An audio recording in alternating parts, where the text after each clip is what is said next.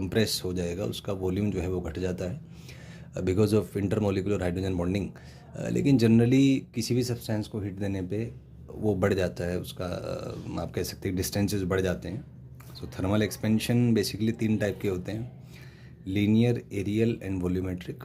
Linear मतलब line मतलब length, areal मतलब एरिया, और वॉल्यूमेट्रिक मतलब वॉल्यूम। तीनों का एक ही फंडा है। नेक्स्ट इसमें एक पॉइंट है जिसको कहते हैं हम हीट। सो हीट, जैसे कि मैंने आपको बताया, heat is a form of energy in transition. यहाँ पे एक कॉन्सेप्ट है कि हीट को 2 तरीके से आप कैटेगराइज कर सकते हैं। One is specific heat, another is latent heat. Specific heat हम यूज़ करेंगे जब टेम्परेचर चेंज होता है, और लेटेंट हीट यूज़ करते हैं जब स्टेट या फेस चेंज होता है। लेटेंट का मतलब ही हिडन है, मतलब टेम्परेचर में चेंज नहीं होता।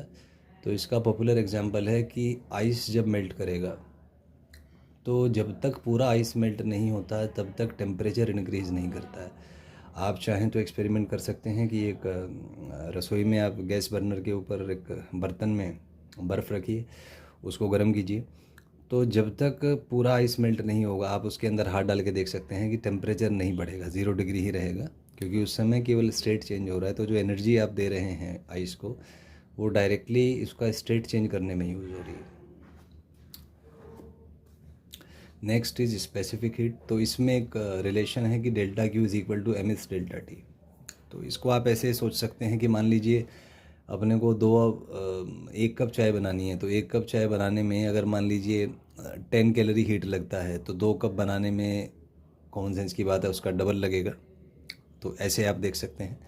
तो अगर किसी सब्सटेंस को हम हीट कर रहे हैं, उसका मास m है और उसका टेम्परेचर डेल्टा टी से इंक्रीज होता है, तो delta Q is equal to M S delta T relation से आप निकाल सकते हैं कि कितना हीट उसको देना पड़ेगा।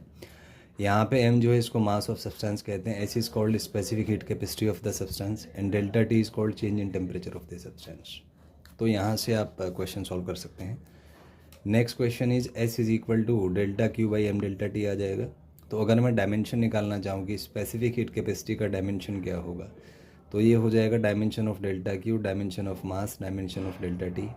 डेल्टा क्यू का डायमेंशन होगा ml/T-T, m का मास होगा, टेम्परेचर का केल्विन।